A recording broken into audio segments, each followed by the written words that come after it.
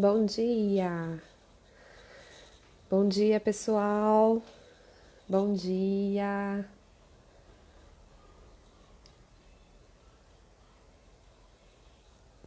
Vou dar um tempinho para o pessoal entrar. Hoje eu tenho algumas novidades para compartilhar com vocês.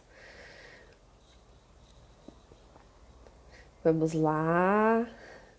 Hoje a gente vai falar um pouquinho sobre o que muda na alimentação do bebê a partir de 1 ano de idade. Tudo bem, Mônica? Bem-vinda! Vou só dar um tempinho para o pessoal entrar. Fica aí, hein? Eu sei que a Lolo deve estar aí. Espero que ela esteja bem. Vamos lá. Vou dar um tempinho para o pessoal entrar. Hoje eu tenho algumas novidades para contar para vocês no finalzinho da live, então fiquem aí, tá bom? Esse mês de agosto teremos muitas novidades, como sempre, né? Bastante conteúdo para vocês. E vou no final do mês fazer uma maratona de lives. Então fiquem atentos aí com a programação. Acompanhem sempre aí o Instagram. Vou dar mais um tempinho para o pessoal entrar. Pegar o meu caderno de anotações, que dessa vez foi grande, porque teve bastante pergunta na caixinha. Vou tentar responder todas e vocês ao vivo, tá bom? Gente, alimentação com o ano muda bastante. Tô vivendo isso na pele aqui com a Gabriela. Então, assim, a gente às vezes sai do papel de nutricionista também para fazer o papel de mãe, né? E às vezes eu também sinto essa aflição e uma necessidade de entender um pouquinho melhor o que muda, né, com o ano. Muda muita coisa. A gente pensa que não, mas muda muita coisa com essas criancinhas nossas aí. Então vamos lá. Vamos lá, eu vou começar para ser pontual. Eu vou me apresentar. Para quem não me conhece, meu nome é Raquel, eu sou nutricionista, sou mãe da Gabriela, de 1 ano e 3 meses. Sou apaixonada por trabalhar com nutrição materna e infantil, ajudar as crianças e as famílias a formarem hábitos e comportamentos alimentares saudáveis, desde a barriga até a primeira infância, que seriam os 2 anos de idade, certo? Então, hoje eu vou falar um pouquinho sobre o que muda na alimentação do bebê com 1 ano. Só que antes de falar o que o bebê pode começar a comer com essa idade, eu vou falar um pouquinho sobre o crescimento do bebê no primeiro ano de vida, para a gente entender um pouquinho as mudanças que acontecem. Então, o que acontece? Durante o primeiro ano de vida, o bebê ele triplica o peso do nascimento e praticamente duplica o tamanho de nascimento. Então, chegar no final do primeiro ano de vida, o bebê que fez a introdução alimentar, engrenou ali por volta do nono mês, ele acaba comendo uma quantidade bem grande, porque ele precisa ainda crescer até o primeiro ano. Só que com o primeiro ano de vida, diminui essa velocidade de crescimento drasticamente. E ainda bem, porque se continuasse a triplicar o peso, com 2 anos, esse bebê estaria por volta de 30 quilos. E a gente não conseguiria nem carregar. E não dá para continuar essa velocidade de crescimento muito acelerada. Senão, no terceiro ano, estaria com 90 quilos, né? Não é o natural. Então, realmente, tem uma redução da velocidade de crescimento dessa criança. E isso faz com que ela tenha uma necessidade menor de energia. Por mais que ela passe a andar, passe a engatinhar, alguns bebês demoram um pouquinho mais para andar, mas por mais que ela passe a andar, o gasto energético dela diminui. E com isso, com essa necessidade de energia menor, ela vai comer menos, tá? Então, o bebê, não se assustem, o bebê chegando no 1 ano, se ele comia um prato muito cheio e ele começar a comer bem menos do que isso ou quase nada, tá? É natural, tá? Por conta dessa diminuição do gasto energético. E falando um pouquinho também do desenvolvimento do bebê, ele acaba perdendo o interesse na alimentação, porque ele tem mais autonomia, ele começa a falar, começa a andar, ele começa a brincar mais. Então, ele vai ter um interesse maior por essas atividades. Antes, o bebê que ficava ali sentadinho e tinha o interesse somente pela comida ou pelo TT, ele vai ter um interesse maior por outras coisas. E isso é totalmente normal, né, gente? Só dar as boas-vindas aqui. Entrou a Mirella, entrou o Carlinhos. Sejam bem-vindos, viu? Se vocês quiserem falar de onde vocês são, a idade do filho de vocês, fiquem à vontade. Até para eu entender melhor as realidades aqui, né? Quem está participando ou se só gosta do assunto e veio assistir, sejam bem-vindos. A Lolo tá com a Mônica. Ai, que legal. É bom que você já vai aprendendo aí como é que vai fazer o manejo aí da alimentação dela, que ela já tá chegando no aninho, né, Mônica? Então é isso, gente. A gente tem essas mudanças, entrou a Bia, bem-vinda, Bia. A gente tem essas mudanças tanto da velocidade do crescimento e como essas mudanças de salto de desenvolvimento, que são as novas habilidades que o bebê adquire, certo? Então é totalmente natural que esse bebê comece a comer menos. E aí entra outra questão também. O bebê com um ano ele começa a demonstrar mais preferências e fases de seletividade alimentar. E às vezes um alimento que ele comia bastante, ele passa a recusar. E é totalmente normal. Eu acho que a gente deve sempre lembrar é que qual atitude a gente vai tomar interfere muito se esse bebê vai voltar a aceitar esse alimento ou não. E a gente vai falar um pouquinho mais sobre isso durante a live, tá? A gente tem que entender que o bebê ele vai acabar passando por várias fases de seletividade, do 1 ano até os 6 anos de idade.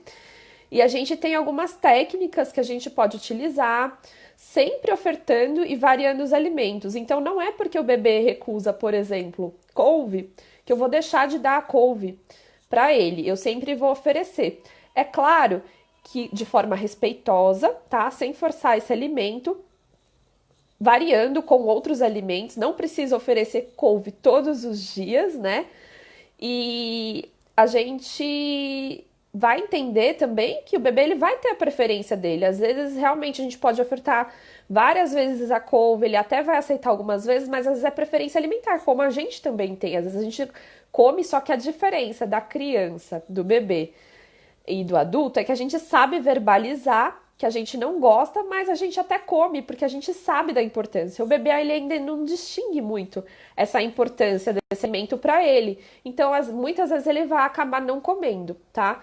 E às vezes é uma preferência dele mesmo, com a consistência, com a cor, com o sabor. E aí a gente vai tentando ajudar para que esse bebê desenvolva hábitos alimentares saudáveis, estimulando através de algumas técnicas, mas realmente vão ter alguns alimentos que esse bebê não vai gostar e tudo bem também, tá? O importante é a gente fazer a nossa parte. Então, eu queria falar um pouquinho para vocês essa questão aí. Tem um pediatra que é bem famoso, que é o Dr. Carlos Gonzalez, que ele fala o seguinte, que a criança de 9 meses, ela vai comer muito mais do que uma criança de 18 meses. Então, a gente não precisa se assustar, né? E o bebê, ele sabe o quanto ele tem que comer. A gente confia muito a livre demanda durante a amamentação e, às vezes, a gente acaba criando uma expectativa muito grande com a quantidade. E eu já até fiz um post sobre isso, que a quantidade, quem determina o quanto vai comer é o bebê, né?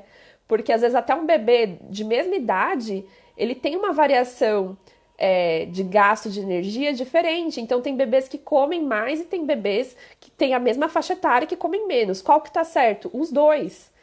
Porque até a gente, né, que é adulto, tem mesma idade, às vezes mesmo sexo, e às vezes a gente come, às vezes não tá com fome naquele dia, certo? Então, a mesma coisa com o bebê. E tem vários fatores que vão interferir nessa aceitação alimentar, continuam sendo os mesmos de quando é bebê, né, no começo da introdução alimentar, que é calor, vacina, doença, salto de desenvolvimento, se o intestino está preso, vai interferir na aceitação alimentar. Então, a gente continua observando essas situações, porque vão interferir na aceitação alimentar. Se o ambiente está adequado, se está barulhento, se teve mudança de rotina, às vezes se teve uma mudança na dinâmica familiar, às vezes é uma separação dos pais, ou às vezes é um óbito de alguém importante na família e essa criança está sentindo falta, gente, com certeza vai interferir na aceitação alimentar. E a gente tem que continuar observando isso e entender que é normal, tá? É nascimento de dente também, né? A gente sabe que tem os nascimentos dos dentinhos em fases diferentes para os bebês, né?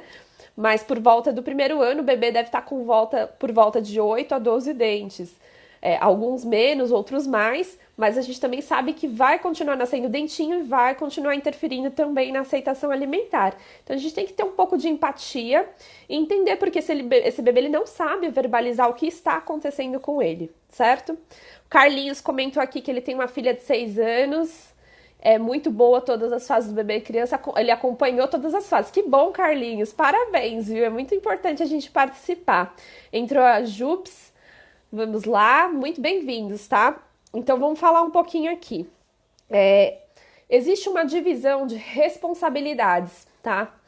Por que eu vou falar isso? Porque às vezes a gente coloca como se comer fosse algo, tipo, natural que o bebê ele tem que fazer sem aprender. E a gente tem muito para ensinar, muita responsabilidade. A maior parte das responsabilidades são nossas como pais, cuidadores, educadores, tá? E como sociedade, falando num todo. Então, qual que é a responsabilidade dos cuidadores? A gente tem que prezar pela qualidade dos alimentos, pela segurança, variedade, a rotina e o ambiente que esse alimento vai ser oferecido. Essa é a responsabilidade dos pais, cuidadores e educadores, tá? Quando o bebê tá na creche. O bebê, ele só é responsável pela quantidade. Então, vamos lá. É muito comum de acontecer do bebê nessa fase, ele começar a pegar as coisas da nossa mão e comer. Até fiz um post também sobre isso da minha filha, que ela pegou uma cenoura da minha mãe e comeu. E aí, às vezes, a gente acaba transferindo a responsabilidade. Ah, mas ele gostou. E às vezes não é um alimento tão adequado. Só que quem é responsável por comprar o alimento não é o bebê. Ele não vai pegar o seu cartão e vai até o mercado e escolher algum alimento. É a gente que escolhe. É a gente que determina o que vai estar na nossa casa. É a gente que determina o que vai ser preparado naquele dia. Isso é muito importante porque às vezes a gente tem filhos de idades diferentes convivendo. Então, a alimentação da família ela tem que estar muito bem alinhada para essa fase.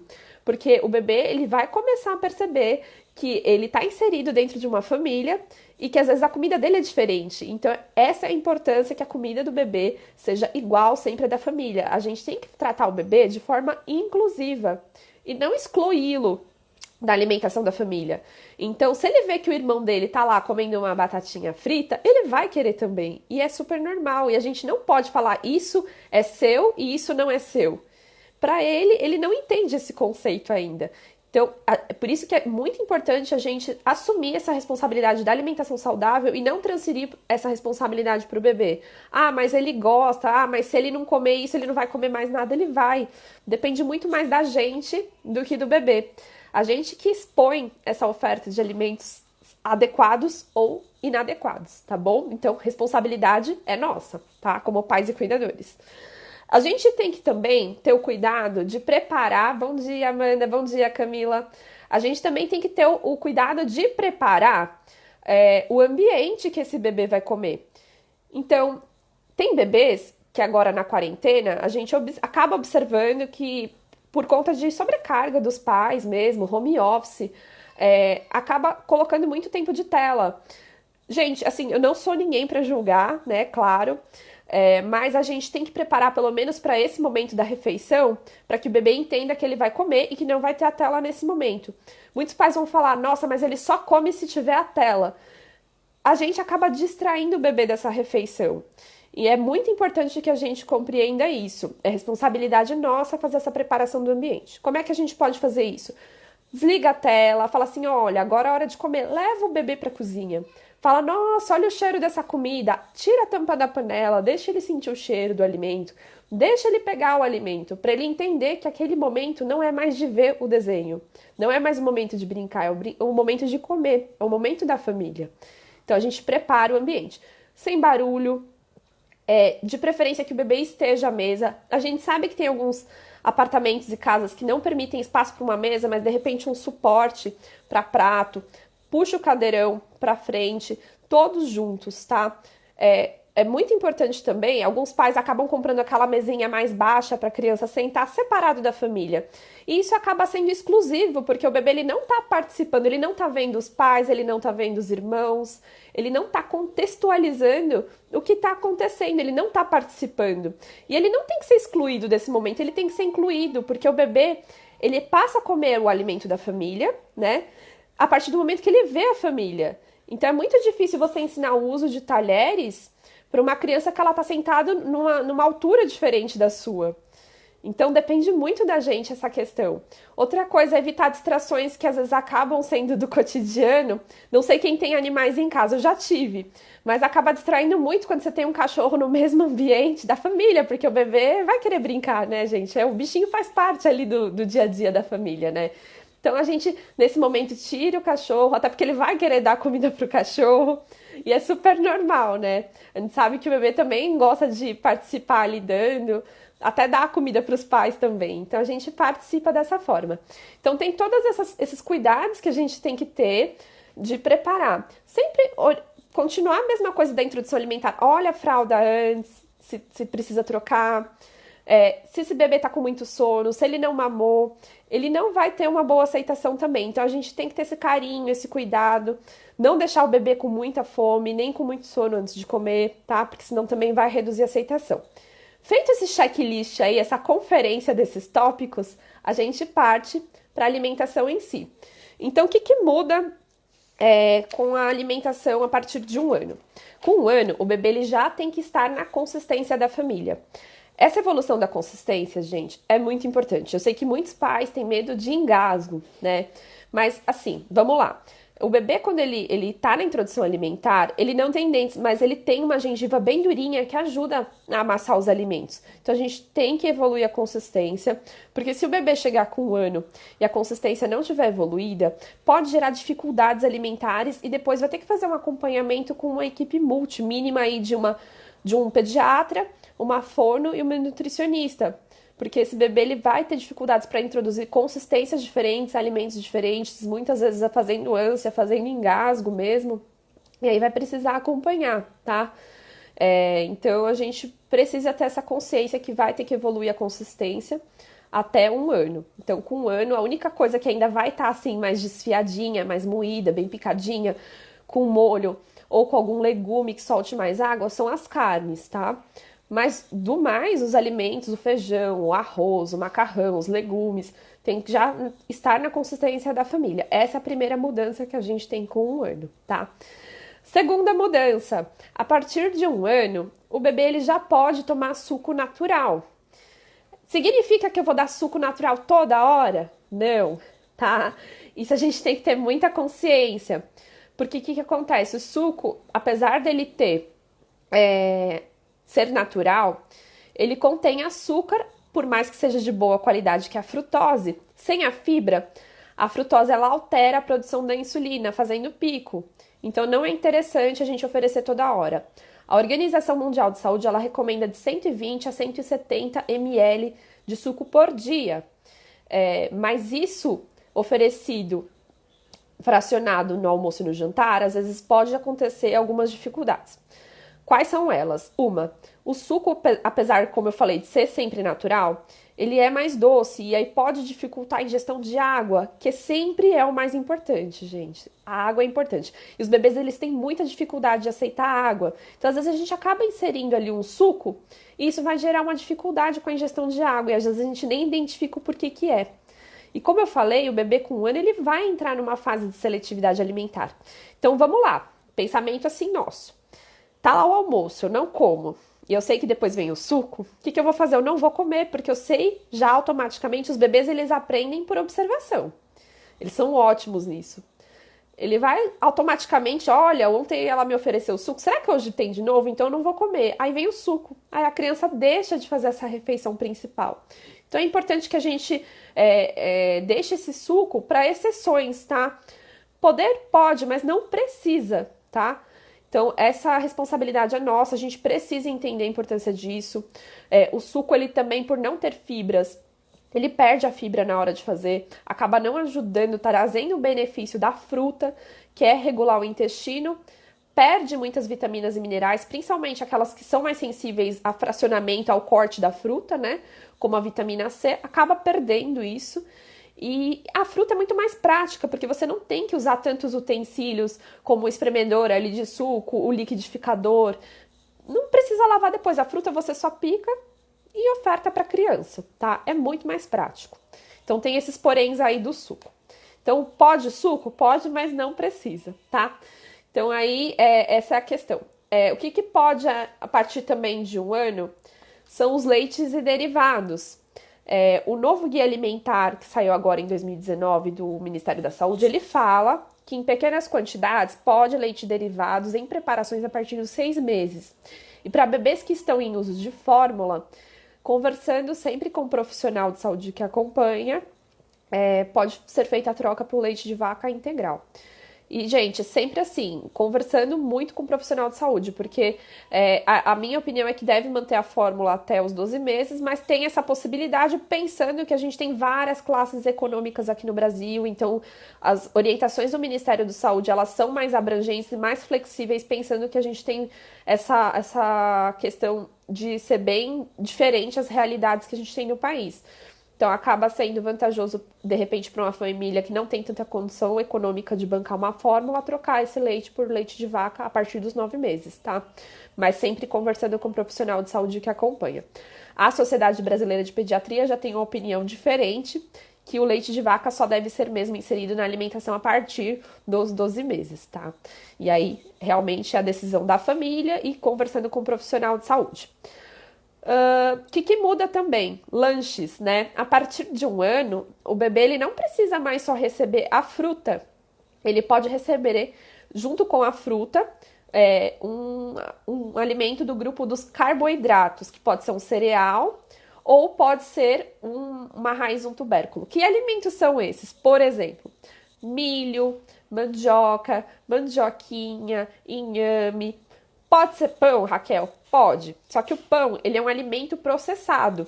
Então, ele vai acabar com alguns aditivos alimentares que a gente não consegue controlar. Tem que ler a lista de ingredientes, buscar um pão que ele tenha o mínimo de ingredientes possível.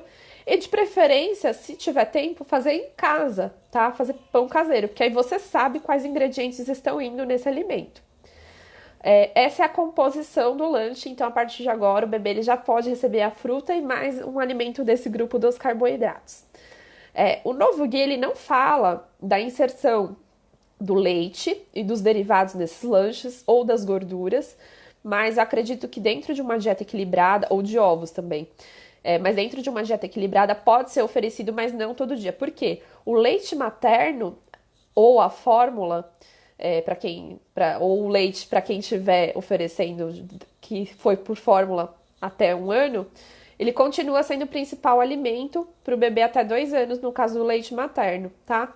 Então, assim, é muito importante a gente continuar oferecendo leite materno para quem ainda está em aleitamento após 1 ano de vida, porque a Organização Mundial de Saúde orienta até o 2º ano de vida ou mais quando possível, tá? Então, o leite materno ele continua sendo o principal alimento como fonte proteica. Então, evitar de oferecer todo dia, porque nesse caso o leite materno ou o leite de vaca integral, para quem fez uso de fórmula, já oferecem a proteína em quantidade suficiente, aí não precisa entrar com queijo, com ovo nessas refeições que são os lanches, tá?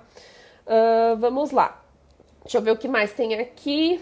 Falei do leite, né? Falei do suco, falei do lanche. O que não pode continuar sendo oferecido no primeiro até o 2º ano de vida? Não pode oferecer doce, açúcar, mel.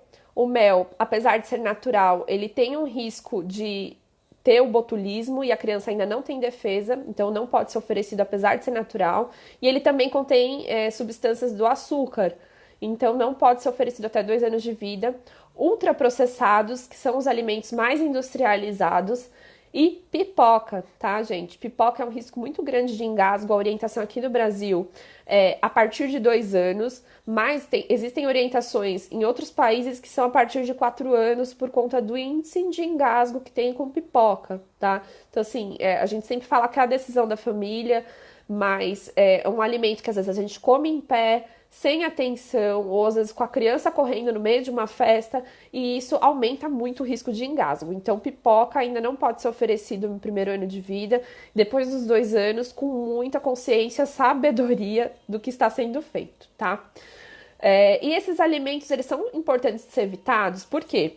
Para reduzir risco de sobrepeso na primeira infância, cárie, seletividade alimentar, risco de engasgo, no caso da pipoca, E, gente, pedra nos rins, tá?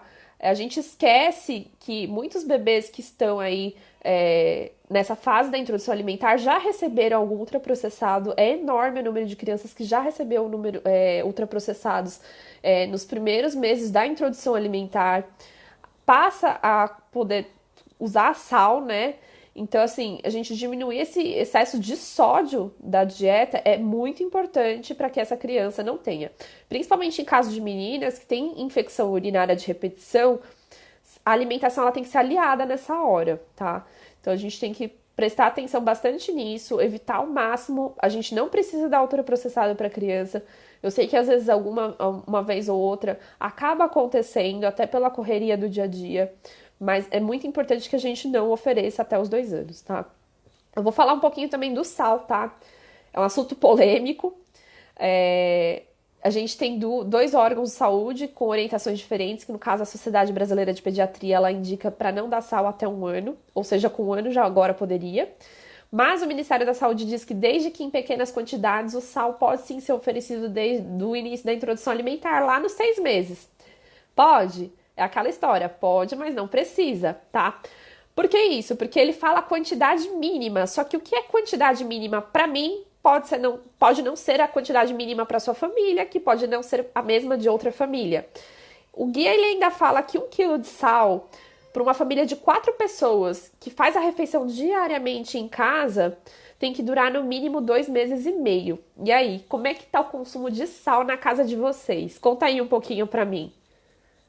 Entrou a Deise, entrou a Caroline, bem-vindos.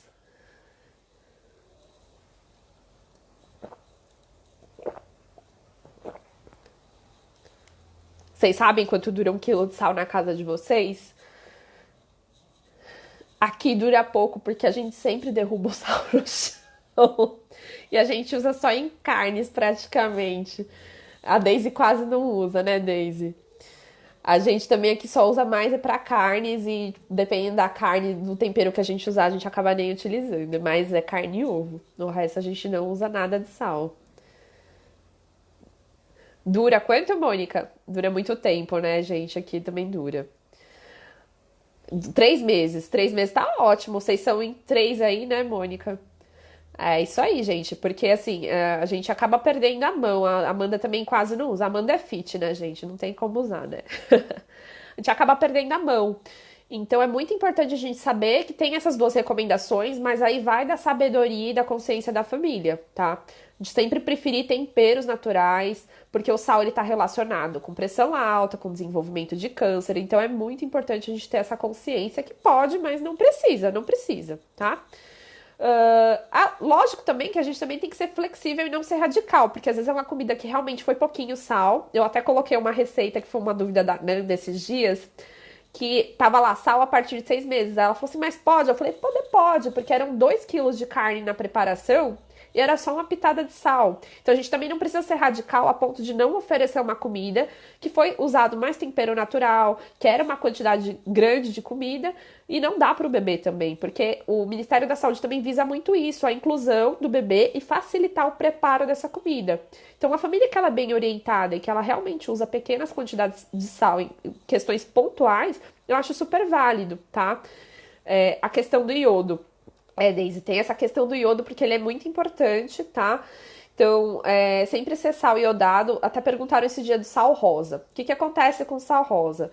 Ele tem uma alegação de ter minerais que ajudam, mas, gente, sódio é sódio, né?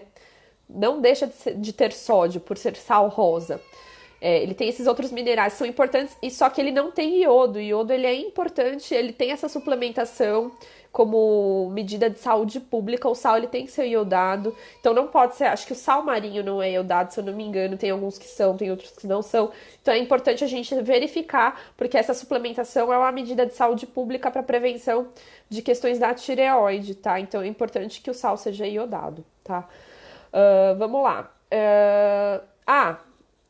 Muita coisa importante também, né? Sempre continuar priorizando alimentos in natura. E aí tem aquela questão que a gente tem que prestar atenção no leite e no rótulo desse leite, tá? Por quê? vai passar a oferecer leite, tem que ver se for leite em pó, se é composto lácteo. Leiam lá, é composto lácteo? Porque o composto lácteo tem açúcar. E muitas vezes a indústria ela está sendo desleal num certo ponto, porque eles colocam lá, tem vitaminas, minerais de A a Z, né? E só que o composto lácteo, ele tem açúcar. E açúcar não pode até 2 anos. Então, cuidado quando vocês forem fazer a compra desse leite, tá? Olhem lá na lata, composto lácteo. Composto lácteo não é leite. E as latas do leite são muito parecidas com a do composto lácteo e muitas vezes são muito parecidas com fórmulas infantis. Então a gente tem que ter muita atenção na hora de comprar o leite em pó, principalmente, tá? Quando for comprar o leite, com o mínimo de aditivos possíveis, estabilizantes, peguem aquele aplicativo Desrotulando, baixem e ele tem um farol bem legal. Que quando é verde, é um alimento que não é tão processado e tem o mínimo de aditivos possíveis, tá? Se vocês tiverem dúvida. Eu não gosto de falar em marca, porque os fabricantes mudam constantemente a composição desses alimentos. Então é sempre importante a gente fazer a leitura desse rótulo, ver os ingredientes que tem e sempre buscar aquele alimento com o mínimo de ingredientes possível.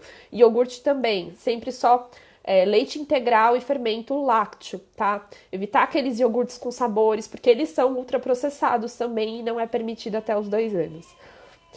Vamos lá. Vamos fazer aqui...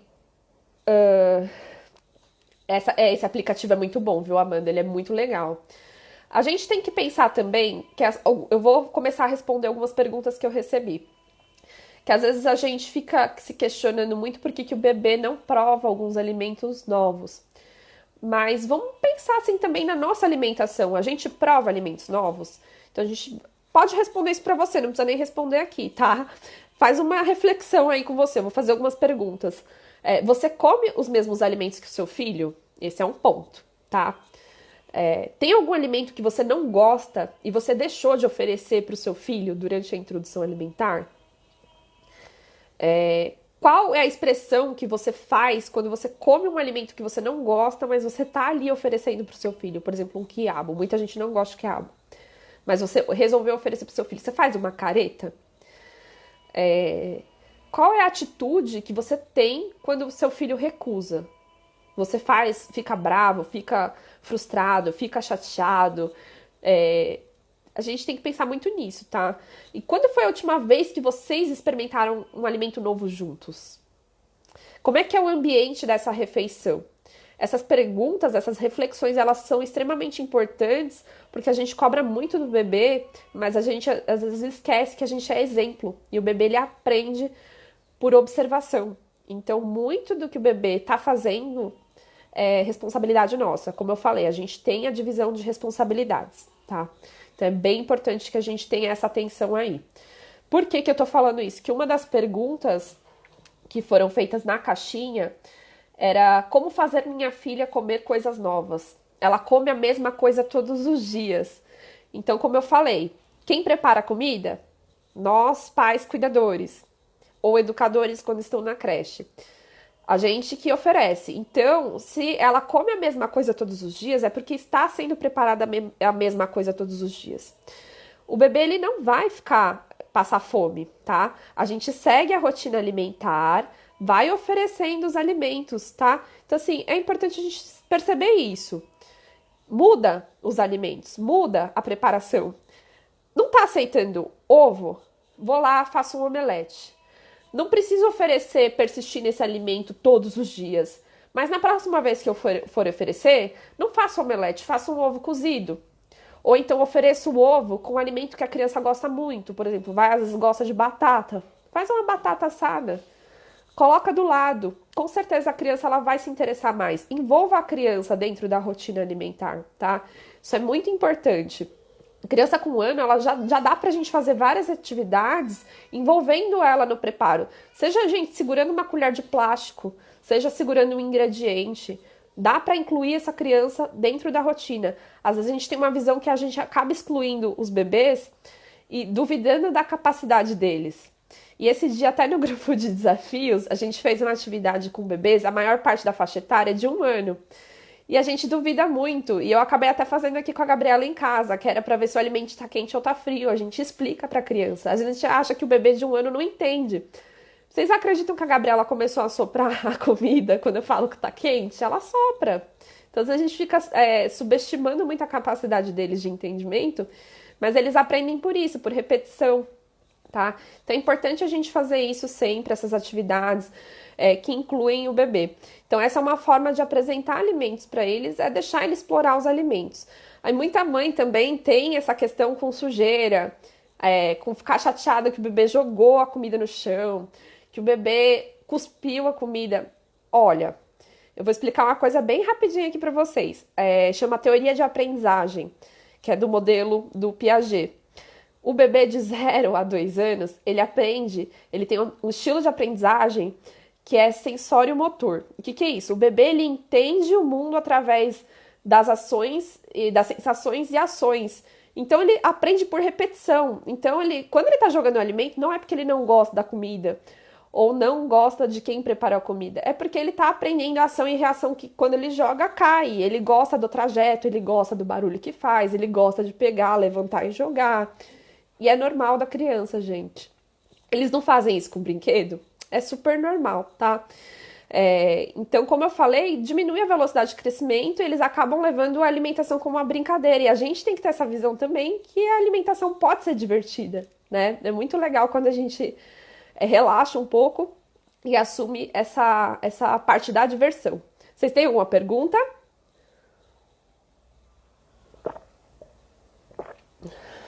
Entrou a Rani.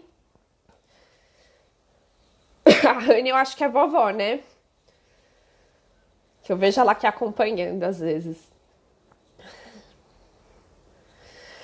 Vamos lá, próxima pergunta. Tinha aqui quais alimentos podem ser introduzidos somente após 1 ano. Eu falei um pouquinho já. Aqui, quem ainda oferta leite materno ordenhado antes das refeições precisa continuar após 1 ano? Sim, porque como eu falei, a recomendação da Organização Mundial de Saúde, ela preconiza que, quando possível, o aleitamento materno deve ser mantido por 2 anos ou mais, tá? Então, assim, quem chegou aí, parabéns, que é uma grande conquista, porque a gente sabe o quanto é difícil amamentar, principalmente quando tem um retorno para o trabalho. Muitas vezes é difícil você fazer a ordenha no local de trabalho, nem sempre o local é adequado. É muito difícil para a mãe. A gente precisa entender que, como sociedade, a gente ainda precisa apoiar bastante o aleitamento materno. E quando a mãe não consegue fazer o aleitamento materno, não é ela que falhou, é a gente como sociedade que falhou. É a rede de apoio que falhou, é o pai que falhou também, tá? Os empregadores que falham também, os educadores que falham também. Então, quando a mãe não consegue manter o aleitamento materno até 2 anos ou mais, é toda a sociedade que falha no conjunto, não é a mãe, tá bom? Então, pode manter sim. Vamos lá. Como fazer minha filha comer? Eu já falei acho que era isso, essas perguntas. Lanchinhos rápidos para café da manhã e da tarde. Tem alguns posts no meu feed e tem um destaque que chama Receitas Baby. Lá tem várias sugestões que são rápidas pra gente fazer de bebês para bebês, tá? E tem a faixa etária que já é possível oferecer, tá bom? Então podem entrar lá. Tudo bem aí com vocês? Vocês têm alguma dúvida? Podem falar, fiquem à vontade. Vou falar aqui um pouquinho também, como eu falei, acho que na semana do dia 24 de agosto eu vou fazer uma maratona de lives. Aceito sugestões por direct, vou abrir caixa de perguntas também, mas se vocês quiserem falar algum tema que vocês gostariam de ver aqui, alguns temas que eu já deixei para essa live daqui, eu vou colocar. Semana que vem, a gente tá entrando aí no mês do Agosto Dourado e Dia dos Pais, eu vou unir os temas e convidei um pai, espero que dê certo, porque como ele tem 2 crianças, né, pode ser que não dê certo, mas eu já tô me programando para isso, caso não dê. Mas eu convidei para ele participar, para ele falar um pouquinho da visão do pai na amamentação, né? Às vezes a gente, como profissional de saúde ou como mãe, acaba excluindo o pai dessa jornada. A gente vai falar um pouquinho também sobre introdução alimentar, mas eu vou convidar porque às vezes até os profissionais, eu como mãe passei por isso também, eles acabam nunca referindo o pai. quando a gente vai passar o atendimento com o bebê. Eles falam, mãe, o que que aconteceu? Então, assim, a gente também tem que ter essa inclusão, porque o pai, ele tem os 50% dele, né? Na participação aí, como a gente tem os nossos 50%. Então, a gente vai conversar um pouquinho sobre esse assunto, como é que o pai se prepara para a amamentação. Acho muito importante a gente falar sobre isso. E vamos lá. Tenho também o grupo de introdução alimentar, de desafios gratuito. Se vocês sabem de alguém que está nessa fase, pede para entrar no meu perfil. Lá no link da bio, tem lá, quero participar do grupo de desafios. Pede para a pessoa me mandar um oi. São bebês de 6 a 12 meses, estão bem nesse comecinho. Vai começar segunda-feira, agora, dia 3. Peçam para participar, vai ser muito legal. O grupo de seletividade está sendo muito incrível, assim, tô tendo resultados muito bacanas, as mães estão adorando, porque a gente compartilha experiências, assim, livre de julgamentos, porque a gente tem que trabalhar dentro das realidades de cada família, né? A gente sabe que a gente tem uma extensão de país, de realidades, tanto econômicas como de estrutura diferente. Então a gente acaba tentando dar sugestões que às vezes funciona para alguém, às vezes pode funcionar para outra pessoa também. Então essa sensação de pertencimento é muito bacana, porque a gente acaba formando uma redezinha de apoio e é muito legal, principalmente nesse início de introdução alimentar. Pais e avós também são bem-vindos, viu? Fiquem à vontade também para chamar. Acho que a gente acaba muitos pais deixando na casa dos avós, então é importante eles se atualizarem também sobre essa questão da introdução alimentar, tá? Então todos são bem-vindos. E vamos lá, acho que caixa de perguntas. Ah, sim! No final, o pessoal que já está participando do grupo de desafio já sabe, mas no final desse grupo de desafios vão ter 2 lançamentos, então fiquem atentos aí nas redes sociais, vai ser bem bacana. Por isso que eu falo para vocês já marcarem essas pessoas aí, porque vai ser uma oportunidade massa e acessível para todo mundo participar da parte de introdução alimentar e seletividade alimentar, mas eu não vou contar agora, só no final dos grupos, tá? E no final desses grupos terão aulas também. Então é bem bacana porque eu vou disponibilizar um tempo pra gente conversar sobre esses 2 temas que são tão importantes. Então participem ou então convidem alguém para participar que vocês saibam que tem essa necessidade, tá? E é isso, gente. Acho que basicamente era isso que eu tinha para conversar com vocês. Ah, também vou ter outra novidade. Muita novidade, gente. Eu convidei uma odontopediatra pra gente, vai fazer um bate-volta, que a gente vai falar um pouquinho. Pode ir lá, Amanda, fica à vontade. Você é super mãe. Depois eu preciso te convidar para fazer uma live comigo, como é que é a organização da alimentação de 3 crianças em idades diferentes. Obrigada. Vamos lá. Convidei a doutora Elô, que é uma odontopediatra. A gente vai fazer um bate-volta sobre alimentação infantil e nascimento dos dentes, como é que a gente faz a higienização. Eu vou fazer algumas perguntas para ela e depois ela vai fazer algumas perguntas para mim. Vai ser muito bacana, porque eu acho que é uma dúvida que todos os pais têm. Mastiga sem dente? Nasceu o primeiro dente, como é que faz a higienização? Qual é o tipo de escova? Então a gente vai conversar bastante sobre isso. É na segunda semana de agosto, se eu não me engano. E participem, porque vai ser muito legal, tá bom? É isso, gente. Muito obrigada pela presença de vocês, tá? Vamos conversar mais aí sobre alimentação infantil. Tenho novas mudanças para essa agenda editorial. Para quem quiser fazer um atendimento individualizado, entra no meu link da bio e agenda uma consulta comigo, tá? Eu tô fazendo atendimento online. É bem bacana. Podem participar o pai, a mãe, a gente combina depois para fazer uma atualização também com os avós. Eu tenho esse curso disponível também, se tiver cozinheira, também tenho essa aulinha para cozinheira, para ensinar como é que faz a higienização correta aí dos alimentos. Tem tudo isso disponível e muito mais. Então, se você tem interesse, tá com alguma dificuldade, eu posso te ajudar, gestantes também, tá bom? Gosto muito de atender todos e se tiver alguma dúvida com relação a algum outro assunto, me manda um direct, tá bom? Vai ser um prazer ajudar vocês. Queria agradecer a todos e a gente vai se falando por aí. Até mais, gente. Tchau, tchau.